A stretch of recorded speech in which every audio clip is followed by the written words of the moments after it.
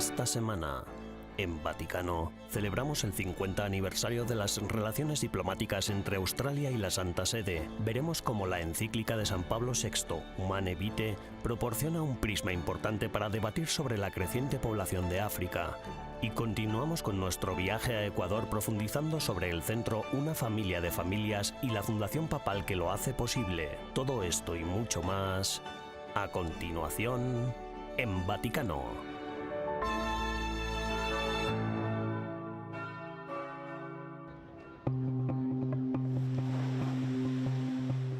El 7 de junio, una nueva constitución regirá el Estado de la Ciudad del Vaticano. Se trata de una ocasión excepcional. La última vez que la ley fundamental del Estado de la Ciudad del Vaticano fue modificada fue en el año 2000 por el Papa San Juan Pablo II. La primera constitución se promulgó en 1929 a raíz de los pactos lateranenses, que se mantuvieron en vigor hasta el cambio de milenio. Pero hay otros factores que hacen que la decisión del Papa Francisco de actualizar esta ley sea digna de mención. La nueva Constitución otorga poderes a los laicos al permitir que estos formen parte de la Comisión de Gobierno del Vaticano. Anteriormente, solo los cardenales podían ser miembros. Además, subraya el poder soberano del Papa sobre la ciudad-estado del Vaticano. El Vaticano no es una democracia, sino una monarquía absoluta gobernada por el Santo Padre. Sin embargo, la nueva Constitución tiene otro objetivo: establecer una mayor transparencia, una meta que ha sido central en la reforma de la Curia que el Papa Francisco llevó a cabo hace un año. En una declaración emitida junto con la nueva Constitución, el Papa Francisco justificó este nuevo marco legal bajo la idea de la modernización. Comentó que la promulgó para responder a las necesidades de nuestro tiempo. Las necesidades de un gobierno moderno han cambiado drásticamente desde el cambio de milenio. Al fin y al cabo, el Vaticano es un estado que se enfrenta a todos los retos a los que se enfrentan otros estados hoy en día, desde la digitalización a los flujos monetarios, la transparencia internacional, los requisitos de gobernanza y muchos más.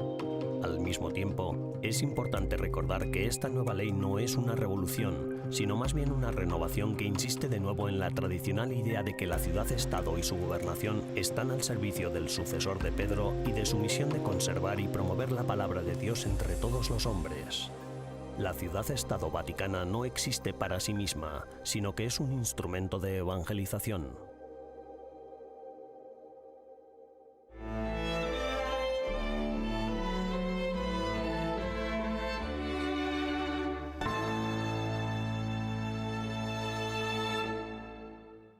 Il Vangelo non si identifica con la cultura.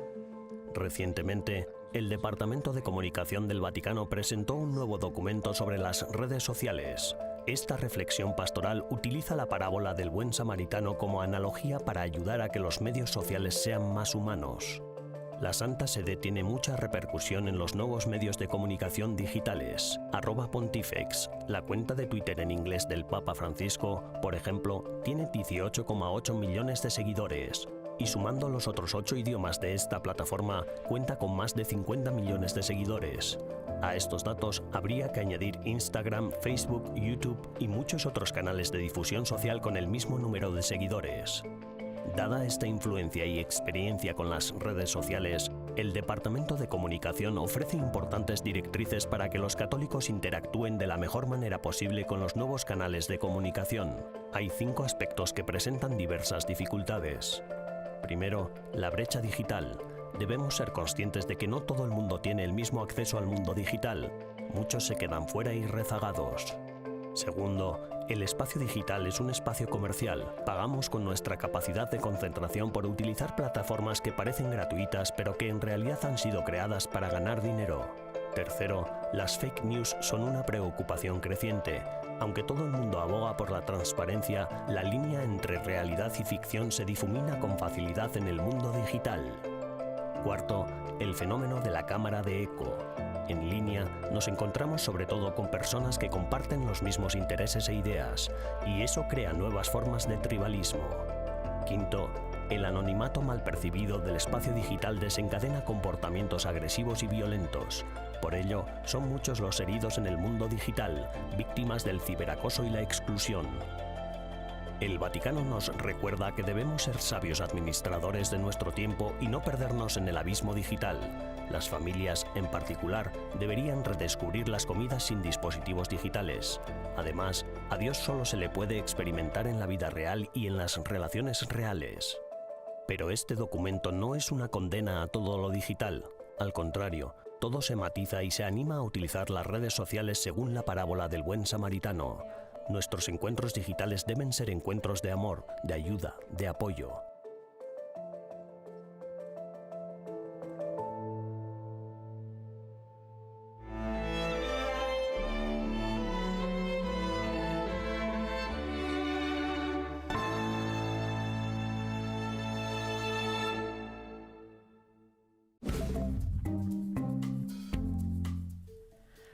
Hola y bienvenidos a las novedades del Vaticano de esta semana, las noticias más relevantes del Santo Padre y del Vaticano. La intención de oración del Santo Padre para el mes de junio es por la abolición de la tortura. La tortura no es historia pasada. Desgraciadamente, todavía hoy forma parte de nuestra historia, dijo el Papa Francisco en su mensaje de vídeo que concluía con una oración. Recemos para que la comunidad internacional se comprometa de forma concreta en abolir la tortura, garantizando el apoyo a las víctimas y a sus familias. El 5 de junio, el cardenal Matteo Zuppi se trasladó a Kiev, en Ucrania, para llevar a cabo la misión de paz que le ha encomendado el Papa Francisco. Zuppi ha pasado 2 días en la capital ucraniana para escuchar en profundidad a las autoridades ucranianas sobre las posibles vías que ayuden a alcanzar una paz justa, además de aportar gestos humanitarios que puedan ayudar a aliviar las tensiones. El Papa Francisco pidió al cardenal italiano que sirviera como enviado papal para iniciar caminos de paz entre Rusia y Ucrania. El Papa Francisco ha respaldado un proyecto destinado a potenciar la investigación interdisciplinar en las universidades católicas en el ámbito de la familia, el matrimonio y la procreación. El proyecto, denominado Pacto Mundial por la Familia, fue presentado por miembros de la Pontificia Academia de Ciencias Sociales y del Dicasterio para los Laicos, la Familia y la Vida. El acuerdo incluye un documento de 50 páginas en el que se esbozan los retos específicos a los que se enfrentan las familias hoy en día, seguido de sugerencias de soluciones y acciones a emprender. El pontífice rezó por las víctimas del accidente ferroviario en la India, en el que murieron al menos 275 personas. En su discurso del Angelus dijo: «Me mantengo cerca de los heridos y de sus familias, que nuestro Padre Celestial acoja en su reino las almas de los difuntos». El accidente se produjo por un error en el sistema electrónico de señalización de un tren de pasajeros que hizo que cambiara de vía y chocar con otro tren, haciéndolo descarrilar. Los 2 trenes transportaban 2.296 personas en total cuando colisionaron. El Vaticano ha anunciado que el Santo Padre visitará Mongolia, el país soberano menos poblado del mundo. El Papa Francisco será el primer pontífice en visitar el país asiático, que cuenta con unos 1.300 católicos en una población de más de 3 millones de habitantes. Gracias por acompañarnos durante las novedades del Vaticano de esta semana. Les ha informado Almudena Martínez Bordiú para EWTN Vaticano.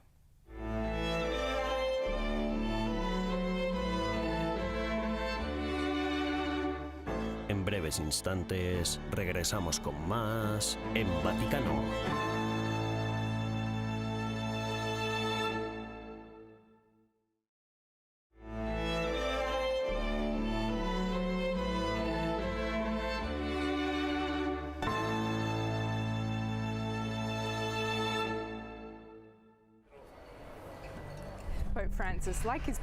El Papa Francisco, al igual que sus predecesores, ha tendido la mano a las comunidades indígenas de todo el mundo y ha promovido sus voces y su experiencia para poder abordar algunos de los retos a los que nos enfrentamos hoy en día, como el cambio climático. Y Miriam Rose tiene mucho que decir a este respecto, en gran medida por todos los conocimientos tradicionales que la unen a su tierra. La doctora Miriam Rose Ungumer-Baumann es una de las líderes aborígenes más respetadas de Australia y la semana pasada visitó el Vaticano para reunirse con el Papa Francisco e inaugurar una nueva obra de arte en los museos vaticanos. Ungumer-Baumann es una profesora y artista aborigen australiana que durante su visita ha tratado temas espirituales, ecológicos y la reconciliación entre la Iglesia y los aborígenes australianos. Su visita coincidió con la Semana de la Reconciliación en Australia, una celebración anual de la historia y la cultura aborigen australiana, coincidiendo también con el 50º aniversario de las relaciones diplomáticas entre Australia y la Santa Sede. En Australia celebramos todos los años la Semana de la Reconciliación. Siempre cae en la misma semana. Es una oportunidad para que los australianos no indígenas y los australianos indígenas se reúnan y encuentren formas de continuar el camino de reconciliación que comenzó en 1967, cuando celebramos un referéndum para eliminar la discriminación contra nuestras comunidades aborígenes e isleñas del Estrecho de Torres. Y así se ha mantenido a lo largo de los años. El 3 de junio de 1992, nuestro Tribunal Supremo tomó la histórica decisión de reconocer el título nativo. Ese día señala el fin de nuestra Semana de la Reconciliación. Este año, sobre todo por nuestro 50 aniversario, hemos invitado a esta anciana aborigen, muy respetada por todos, que ha hecho mucho por promover la reconciliación en Australia, a través de su arte y de la educación. Se trata de la doctora Miriam Rose Ungumer-Baumann, que procede de una comunidad muy remota a orillas del río Daly, en el centro de Australia. Durante su estancia en Roma, Baumann se reunió con Monseñor Paul Gallagher, secretario para las relaciones con los estados de la Santa Sede, para hablar de todas las cuestiones relacionadas con los indígenas. La doctora subrayó que tender puentes entre indígenas y no indígenas debe entenderse en términos de reconciliación. Durante una mesa redonda celebrada en el campus universitario católico australiano de Roma con Monseñor Paul Tiger, secretario de la sección de cultura del Dicasterio para la Cultura y la Educación, la anciana utilizó la expresión caminar entre dos mundos para describir la experiencia de ser aborigen en el mundo actual. Para que nosotros, mi pueblo, podamos funcionar en este mundo, en esta época, tenemos que entender a los occidentales, cómo viven y cómo funcionan en sus ciudades. Mi comunidad está en el monte, rodeada de naturaleza. Vivimos a orillas de un río llamado Daly River. Solo venir aquí me desconcertó. Aquí solo hay paredes de cemento, edificios y todo eso. Y algunos de ellos son muy antiguos. Me llevará tiempo a asentarme. Algo tendrá que ver que sea la primera vez que vengo aquí. Y bueno, como decía, nosotros tenemos que intentar ser comprensivos con ellos y ellos con nosotros. Understanding of them and them of us. Durante su estancia en Roma, mantuvo conversaciones con representantes de Caritas Internationalis y con la Unión Internacional de Superioras Generales. También participó en una misa con motivo del 50º de la primera liturgia indígena. Aunque se ha avanzado mucho en la inclusión de las comunidades indígenas de todo el mundo, las comunidades aborígenes en Australia todavía han de afrontar muchas luchas y desigualdades. El testimonio y la construcción de puentes que la doctora Miriam Rose Ungumer-Baumann ha aportado son un signo importante de esperanza y reconciliación.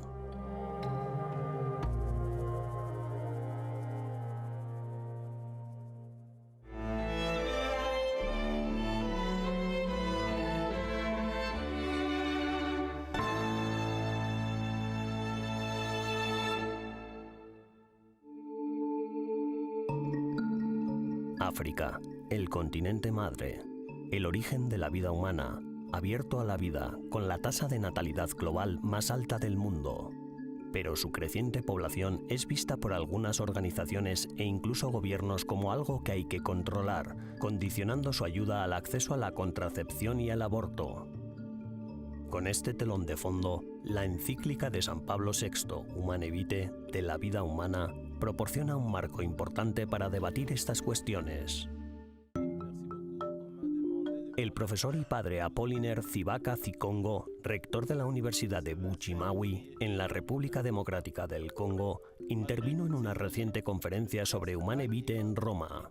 Espera distribuir la encíclica en las lenguas locales para promover la santidad de la vida en su país expuesto a casi 3 décadas de conflicto, que incluyen la violencia sexual y la banalización del aborto. Por ejemplo, hace poco se ha publicado un artículo en la prensa de la ONU donde se decían que más de 200 mujeres entre el 11 de abril y el 11 de mayo habían recibido atención para el aborto segurizado, lo que quiere decir más de 200 niños han sido asesinados en una región y las personas que se prestan a ello lo hacen de buena fe porque dicen esos niños que llevamos no son niños deseados, son fruto de violación. Así que cargar a esos niños no es un problema. Existe un debate social donde se dice cómo van las cosas, pero ahí es una cultura que está avanzando aprovechando del silencio general. Hay un silencio sobre ello, un silencio que hasta implica la Iglesia. El profesor afirma que el silencio se extiende a las clínicas médicas que promueven el uso del aborto y los anticonceptivos entre las mujeres, que en ocasiones incluso cuentan con el apoyo de la Iglesia. Y a veces he sido testigo entrando en un hospital, en una farmacia, encuentras una religiosa, una monja sentada y detrás con unos carteles de anticoncepción y aborto. Programas en los cuales ella trabaja, a veces por ignorancia, pero a veces de buena fe o por complicidad, porque son programas pagados. Si ella quiere que su hospital reciba subvenciones, tiene que aceptar ayudas donde se dice, te damos $200.000, pero $40.000 van a servir a programas de anticoncepción y de aborto. Esto va en contra de las tradiciones y valores de la sociedad africana, que sitúa a la familia en el centro de su cultura de la vida. El Papa Francisco visitó la República Democrática del Congo a principios de 2023 y se reunió con muchas víctimas de la guerra que duró décadas, incluidas algunas mujeres que habían sufrido una violencia sexual inimaginable. Questo paese inmenso e pieno di vita. Este país, tan inmenso y lleno de vida, este pulmón de África, golpeado por la violencia como un puñetazo en el estómago, parece jadear desde hace algún tiempo. Tanto el país como el continente merecen ser respetados y escuchados. Merecen encontrar un espacio y recibir atención. Dejen en paz a la República Democrática del Congo. Dejen en paz a África. No asfixien el continente. África no es una mina que hay que explotar ni un terreno que hay que saquear. Dejen que África sea la protagonista de su propio destino. L'Africa sia protagonista del suo destino. Para el profesor Cibaka, parte de la solución pasa por promover la dignidad de la vida humana a través del mensaje de Humane Vitae. Que es un librito, es pequeño, para que a partir de ahí podamos divulgarlo, porque lo que dice Humane Vitae corresponde a nuestra cultura. Y yo creo que está el valor de la sexualidad, el valor de la vida que se acoge. Entonces, todo eso son cosas que tenemos que reaprender con Humane Vitae. El profesor Cibaka, a través de hasta 15 ponencias que abordarán estas cuestiones, organizará este mismo año una conferencia sobre la cultura de la vida frente a la cultura de la muerte en África.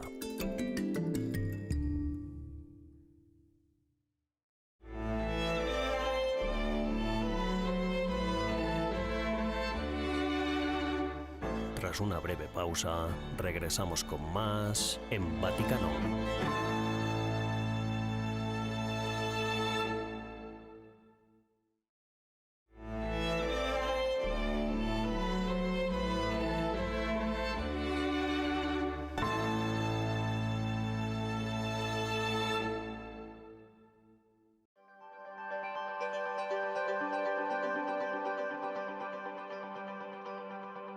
La experiencia en Quito, Ecuador, a través de la visita a los voluntarios de servicio en el centro Una Familia de Familias. te traemos la tercera de una serie de 5 partes sobre el trabajo y la conexión del centro con la Fundación Papal, la única entidad caritativa americana que exclusivamente cumple los pedidos del Santo Padre.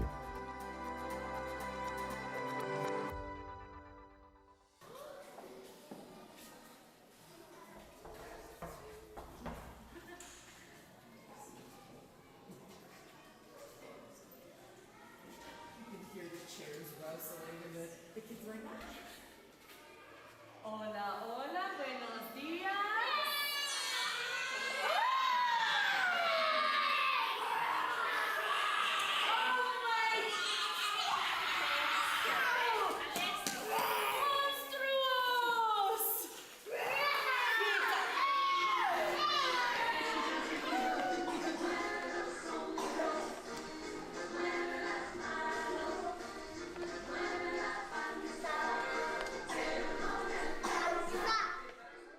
Dear Pope Francis, Querido Papa Francisco, mi nombre es Olivia Yang y estoy colaborando aquí en el centro Una Familia de Familias en Quito, Ecuador.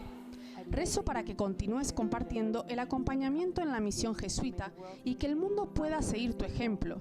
Nuestra misión aquí es caminar a lo largo de los vulnerables y marginados. Rezo para que nuestro trabajo, puramente el trabajo de Dios, continúe. continues on. Since our inception in Desde nuestro inicio en 1964, hemos servido y acompañado a más de 7.000 familias. Los miembros del centro viven con un promedio de $2,45 por día. Cerca de 300 toneladas de comida desde marzo del 2020 fueron proveídas a nuestras familias de la comunidad local. En 2022, más de 34.000 horas de trabajo social, al igual que el cuidado pastoral, fueron proveídas a nuestra comunidad. were provided to our community. We also have También hicimos un informe que muestra que el 75% de nuestra comunidad deja el ciclo generacional de pobreza para siempre.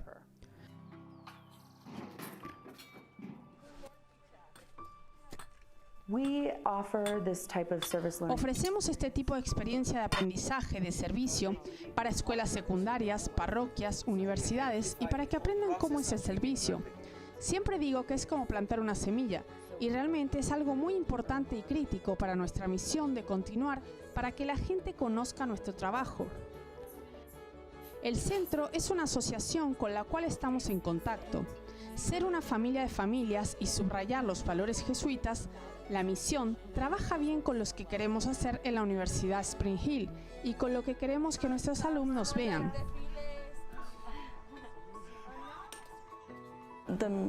La más significativa para mí sería Minga, porque trabajamos con la familia y era mi comunidad, con su comunidad todos juntos, como una sola. with their community all together.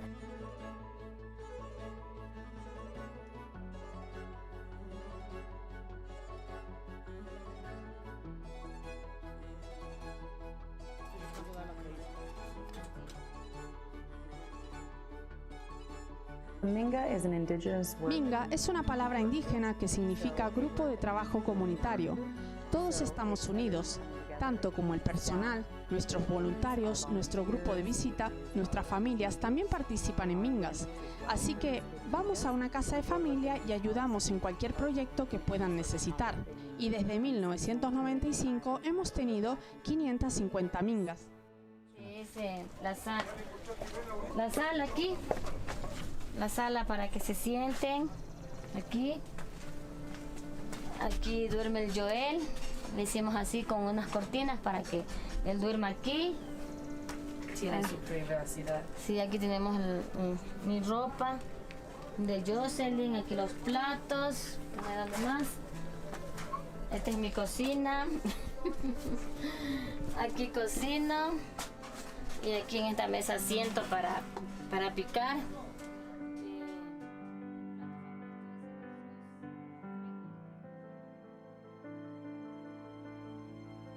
Tengo 2 hijos. Tuve 3, pero una niña perdí. Y tengo 2, que es Jocelyn Gavín, que tiene 13 años. Joel, que tiene 22. Y mi esposo Eduardo, tiene 46.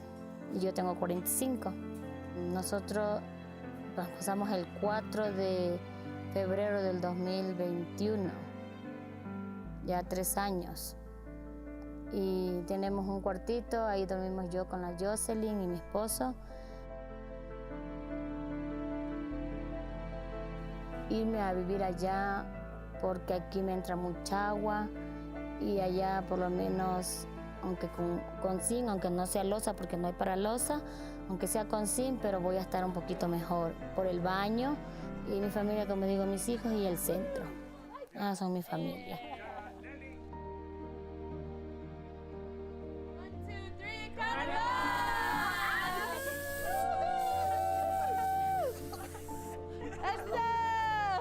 A mí me han ayudado mucho también en mi hogar porque yo más antes tenía muchos problemas y esto de la psicología me ha ayudado mucho.